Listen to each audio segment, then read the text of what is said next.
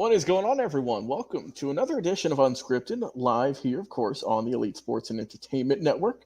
I am your host and producer, Logan Landers, and today the topic of discussion is going to be the 2024 MLB trade deadline recap. If you enjoyed the video, be sure to like, follow, share, and subscribe on Facebook, X, TikTok, YouTube, Twitch. Also, go check us out on LinkedIn. And if you're feeling a little bit down today, if you feel like you need to pick me up, well, we have the solution just for you. You can use promo code ESCN on W.GG in order to get some tremendous, great tasting, and fast acting energy drink performance. Makes you jitterless, it tastes great, and we recommend it here highly on the program. Once again, if you want to use our promo code, that's going to be ESEN at checkout. You get 10% off, and that helps us, helps you, and helps us get through the day.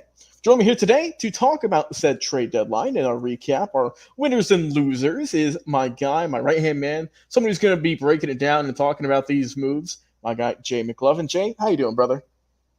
Yeah, I'm doing good. I don't know how you felt about your trade deadline. I didn't feel good about mine. I felt like we needed a little bit more in the way of hitting in that left field, but I also felt like we really needed more in the terms of the way of starting rotation pitching. And I felt like the Astros could have went after Evaldi, and there was a couple of other guys that I heard that were out there and available. But they just didn't pull the trigger on any of it. We got a guy like Taguchi, whatever his name is, but yeah, well, nothing that I would really note that's incredible, right? Right. Well, when I look at this deadline, the first team that sticks out to me is a team who they've been trying to I guess, remain relevant, to keep their head above water, no pun intended, and that's the Miami Marlins, Jay. God, they got rid of a lot of their stars. They got rid of a lot of their top players. Of course, the big one being Jazz Chisholm Jr. going to the Yankees. But they also got rid of Tanner Scott, their closer, and another outfielder in Brian De La Cruz, as well as Trevor Rogers and A.J. Puck. Both those guys went a little bit before the actual deadline on the 30th, but they still got moved around that time, so we're throwing them in there. So they got back, though, Jay, a lot of prospects from all those multiple teams like Arizona, New York, so on and so forth. But what else can you say, right? It's a fire sale. They're not doing good this year. League's third worst record. And it's one of those cases, Jay, where we see a team that has some good talent, good players, but the results aren't there in the standing, so they get rid of them to try and retool and get things back in a sooner, quicker fashion by getting these young prospects. So obviously, I know for fans of the Marlins, it probably hurt to see these guys go, but I thought that overall that they did a good job, right? Because we also see teams who hold on to their players for too long and they don't get anything out of them. They don't trade them, so they let them walk in free agency. And my thing is, if I was a GM, man, I would be trying to get whoever for my players instead of just letting them walk for free and essentially getting no return. So I thought the Marlins overall did a solid job. I think that, I like what the Cubs did also, picking up Jameson Taillon, who kind of was surprising that he got DFA'd and released from the Los Angeles Dodgers, where he had racked up a pretty solid season, honestly. Yeah. Chicago was smart, though. They picked him up, and we know the Cubs are trying to vie for a spot in the playoffs here soon. So I like that pickup. Now, one that's interesting, and I'll flip it over to the losers here. I mean, they're losers in the sense of, Jay, they've lost, as of the time of this recording, 17 games in a row. Yeah. And that's the other team out there in Chicago, and that's the White Sox, who got rid of, pretty much everyone you can think of, it felt like. Whatever this team was going to be, 3-4 years ago, it did not pan out whatsoever. Obviously, for whatever reason, Jay, I don't get this, right? They got rid of Eloy Jimenez, who I believe he's 27, still semi-young player, right? But he has been injury-riddled. So you got rid of him, but what I don't understand is you kept Garrett Crochet, who is the classic example, Jay, of a great pitcher on an awful team. Oh yeah, yeah, absolutely. I mean, that guy was the top target for some people. I don't understand why they ended up keeping him. And I know they said, "Oh, yeah, we didn't feel right about the package." Brother, he's gonna get out of there soon if you don't get rid of him. I mean, Yeah, I agree with you 100% on that. I really thought he was going to get done. You got rid of Jimenez as well. You got rid of De Jong. You got rid of Eric Feedy as well. Tommy Pham, Michael Kopech. I mean, you got rid of a lot of talent. And God, if this team lost 17 games with them on this roster, who were they could contribute.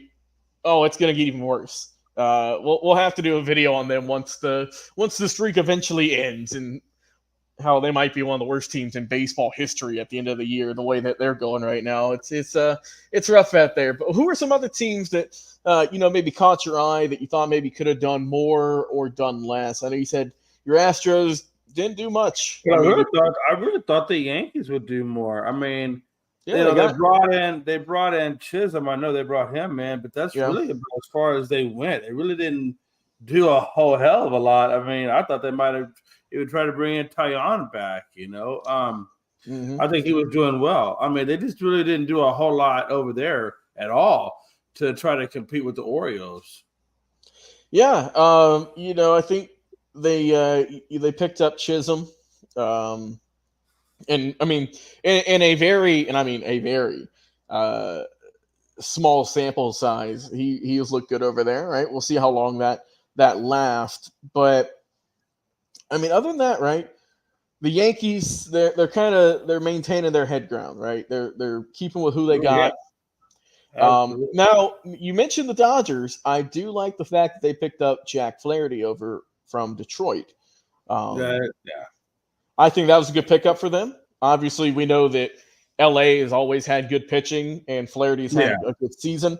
So that's a good pickup, I thought, for LA with who they got. But talking about my team, the Braves, only move they made of note was they traded with the San Francisco Giants to bring back two pieces from that 2021 World Series team, and that was, of course, Luke Jackson, the relief pitcher, and outfielder Jorge Soler. So I thought that, nice little move. Nice to see them both coming back, both of them on the same team once again. They probably traveled together, got on the same plane. And Soler in his first game back hit a home run, so that made me feel nice about myself. But I mean, the thing too is I wish they would have got a little bit more help in more so relief pitching, and also maybe if you could shore up a 4 or 5 starter. But I mean, honestly, Jay, they don't really have a whole lot to give up. Their farm system isn't the greatest, and the fact that their top 2 or 3 stars are out for the year. Really hurts them. So maybe a guy, like a Charlie Morton who struggled this year, someone who normally you would have traded if you had Spencer Strider in that lineup, in that rotation, you had to keep him on because you just didn't have the maybe the prospects in mind or the trade pieces for whoever wanted them to get it done this year. But I thought that, I wish they would have done more overall, but I mean, I'm glad they at least did something. I'm glad they didn't just sit back and do nothing because they're still somewhat in a competitive range with Philadelphia for the top spot in the NL East, but for the most part, for the better part of the season, Atlanta's been in that top 1 or 2 wild card positioning, which seems like that's going to be where they're going to slide in, just with how Phillies played this year, and also just with the amount of injuries they've had to deal with in this 2024 season. But I mean, you see Randy Arozarena on the screen there, who he got dealt a couple days ago. I mean, what did you think? You kind of surprised me. He has struggled this year, right? But he seems to be a guy. He seems to be a guy that turns it on though in the postseason. Right. And I really thought that this kind of surprised me because I really thought maybe Seattle might be a seller at this point. That maybe they didn't believe enough in their team. No, but they believed all right. I was actually kind of curious to see what they were going to do, and the fact that they tried to upgrade that tells you something. I think Arozarena is going to be fine over there. I think he's going to get his stick back. I think he'll be fine. Seattle, just as a whole, has really kind of surprised me. They really could have, there was a couple of times where I thought they were going to kind of fold and kind of go down by the wayside. but they've battled back and they've got a few wins here and there when they've needed to get them, and they've kept pace. They've not had one game up on the Astros, so there's a lot of fight still left over in that division. And their Rosarena, a guy like a Rosarena, could very well ignite a team if he gets hot, right? If he goes to the right situation. Yeah, and I mean, just my final thoughts. I'll put a bow on it here. I thought the trade deadline had, and like I told you pre-show, it had a lot of quantity. There were a lot of moves that were made overall, but in terms of quality, you never really got the big stars, right? You never really got A++ talent. You got some good players, right? You got some good level players, but it wasn't like, oh my God, Jose Altuve got traded or something like that. Yeah. But it is what it is. Like I said, a lot of moves were made. I mean, both mine and Jay's team did some work with you picking up Kikuchi to help fill out your rotation there. A guy who, hasn't honestly had the best season. And a lot of people were kind of scratching their heads at that trade when, the guy we mentioned earlier, Jack Flaherty, he was up there. I mean, honestly, Chad, I would way rather have Jack Flaherty than Kikuchi at this point, and I'm sure you feel the same way.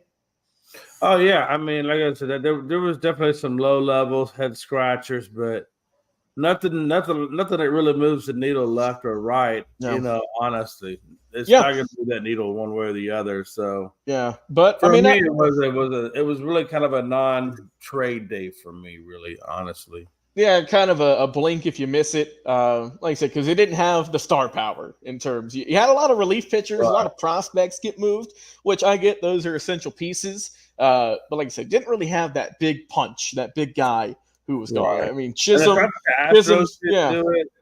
fact that the Astros didn't do it with as many injuries as they've had to that starting rotation, I mean, they must really believe in what they have. Because I really thought we were going to add somebody at that starting rotation, and we didn't. Yeah, and we'll see what happens, man. But overall, trade deadline, middle of the pack. Wasn't awful, wasn't great, but you can take it or leave it. It was just another year, I would say. But we want to hear, though, in the comments what your team did, how you feel they got better, maybe even worse, and how you think they're going to do the rest of the 2024 season. Hey, Jay, appreciate you coming on, my brother. I've been your host to produce, Logan Landers. Guys,